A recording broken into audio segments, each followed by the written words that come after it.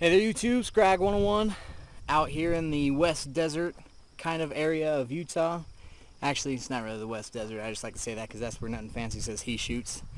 Anyway, out here, decided to come out. My wife and kids are out of town, and I'm just loving this weather that we got right now. It's been so peaceful and beautiful, and the skies are all blue. How could I not come out and pop off a couple rounds with the guns? So figured I'd come out and check the zero on that AR right there and make sure that we're still on. And then I'll throw the 22 conversion kit in it and kind of demonstrate what one of those is, or was, it does, whatever. Anyway, so just giving you a quick little panorama view here of the area that we're shooting at. This is kind of the local shooting range for most of Utah Valley, or Utah County, I should say. It's down here, we're just west of the city of Payson, up on what's called West Mountain. And these roads that you can see going all the way that way, and this is the way that I came in, that way. It's got shooters all along at different spots, but I mean, you turn around and your back is seeing the Uinta Mountains, and it's not much you can complain about there. I mean, snow-capped mountains still here in June, but I don't know if you can quite catch it. Right down in this area there's Utah Lake, but anywho, so let me go set up these targets here, and then we'll start shooting. Alright, so as you can see in the background there, we've got our target set up. It's at about 30 meters. We're going to go ahead and shoot it with the AR-15, shooting NATO 5.56 rounds. We're going to be aiming center of mass. I've got a little checkered target out there to kind of give me an idea of where my zero's at. I don't expect it to still be on where I had it last time. I've actually moved the sight since I last shot it. I've moved it up a couple rails. But we'll go ahead and give it a shot and see what we get.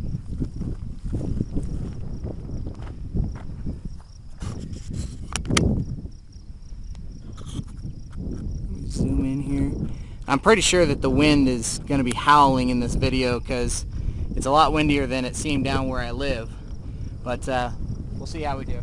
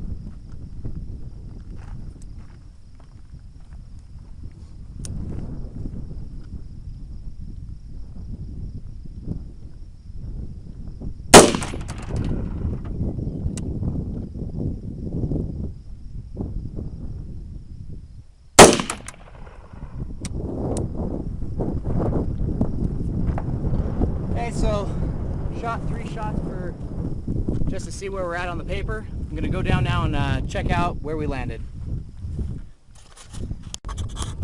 All right, well, I'm actually not gonna make any adjustments because as you can see, we were right on just about where we wanted it to be. I can't complain about that grouping.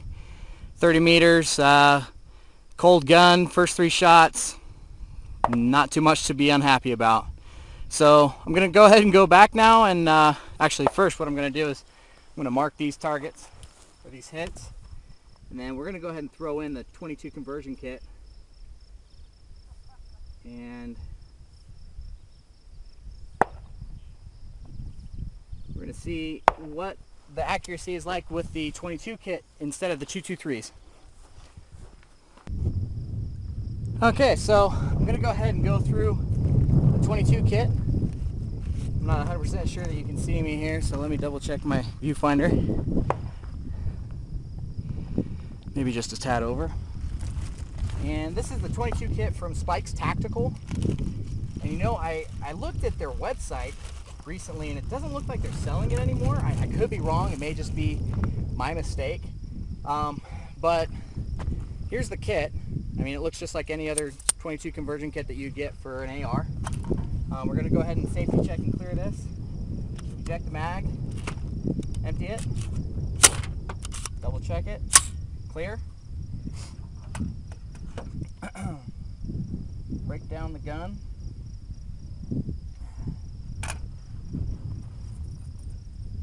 Sometimes my fingers don't push the thing out far enough.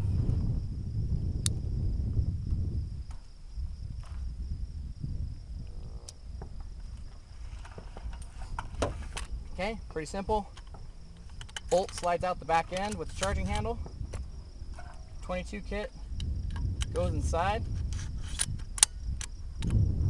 Locks down. Close your pin. And you've got a 22 AR-15 now.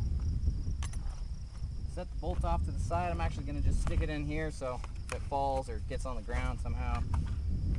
And let's go ahead and go for some 22 mags. I don't think I have any loaded. Oh, got one loaded. So this is actually a 22 kit that I just recently got back from Spikes. I had some major issues with my last one. Now granted, I had put I don't know how many thousands of rounds through it, but it eventually stopped working. So I'm gonna go ahead and throw this in there. Now this is also one of my old mags, so there may be some magazine related issues that I didn't know about because I just didn't know. So we'll throw the old mag into the new kit and see how it works. And again, because this is a fresh kit, sometimes these take a little bit of time to break in, so I can't condemn it if it has some misfeeds or misfires right off the bat. The springs usually do take a little bit of time to break in. Okay, charge it just like your regular charging handle. Everything else works the same in it. Let's go ahead and get on target. And I'm gonna aim, I guess I'll aim center mass still.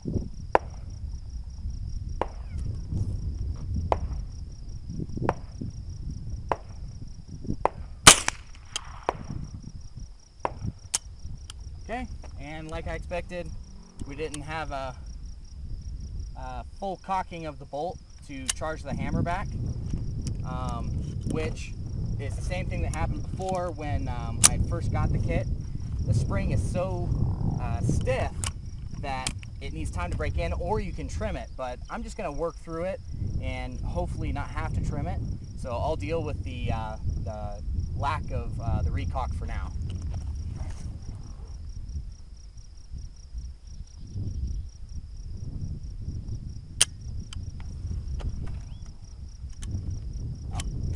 We'd emptied the chamber.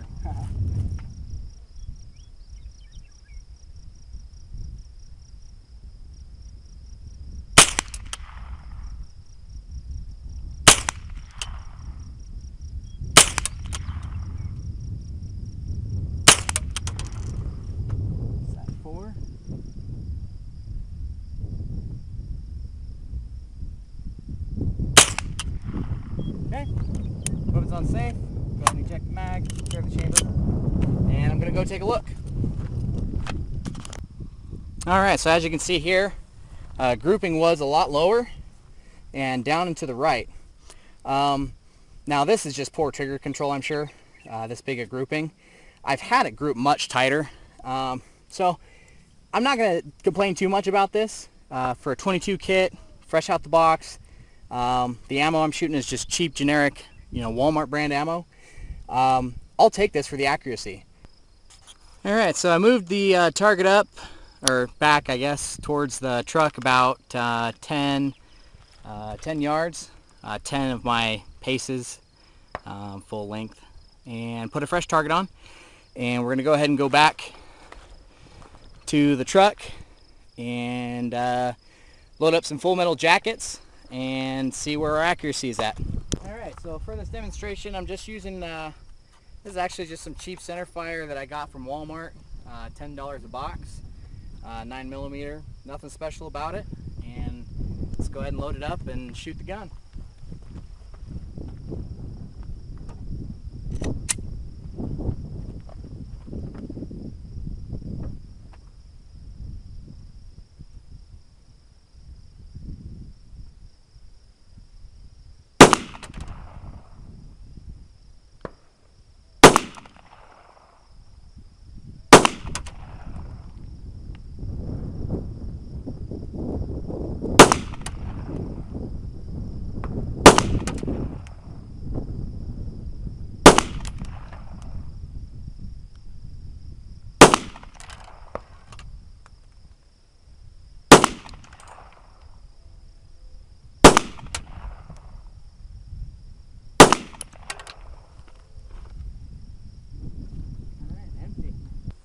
All right, so I'm gonna blame it on myself again.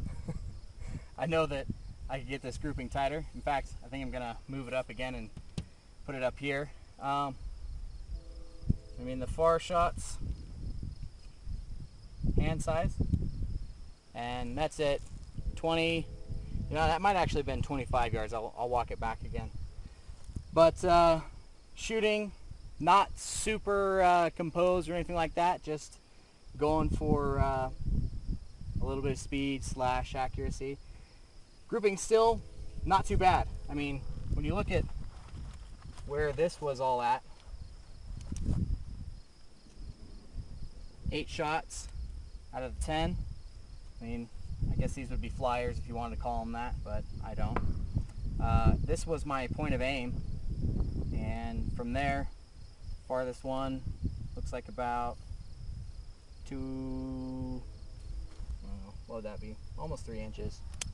So I'll move back, and I'm gonna actually change my point of aim to somewhere up here. I'm gonna focus a little bit better on trigger control and see what we get. Okay, I'm only gonna shoot 5 shots this time. Just don't feel like shooting 10. I'm gonna do a couple of drills out here while I'm here and have the beautiful weather. Save the ammo for that.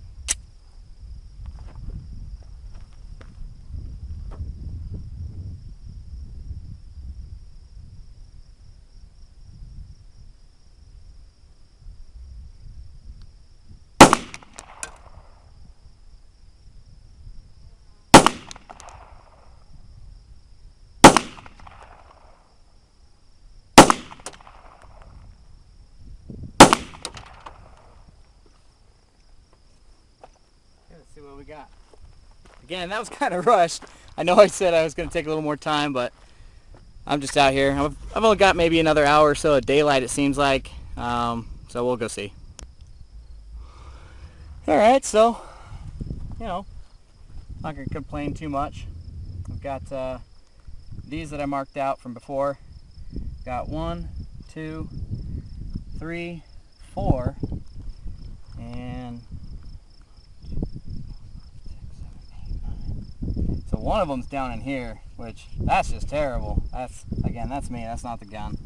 But point of aim, had one come right into, right on top of it. Dropped these 2 right down here.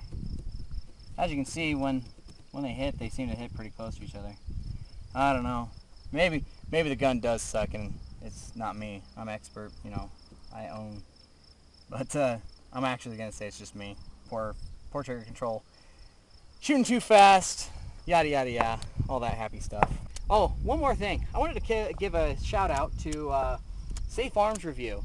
I'm using the target stand model that he, on his channel, has a link to how to build it.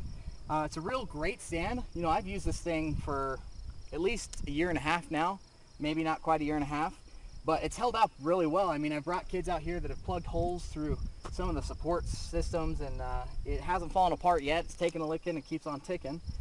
Just uses a couple of 2x2 wood planks cut down to certain dimensions, and a couple of PVC pipe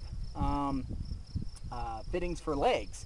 And all in all, this thing only cost me maybe $15 to $20. I can't remember exactly. If you don't have the PVC glue, it's going to cost you a little bit extra. But funny enough, these joiner pieces here is what cost the most out of the whole thing. So these were like $2 a piece. Everything else was, you know, dirt cheap. So go check out Safe Arms Review if you want a target stand that works like this.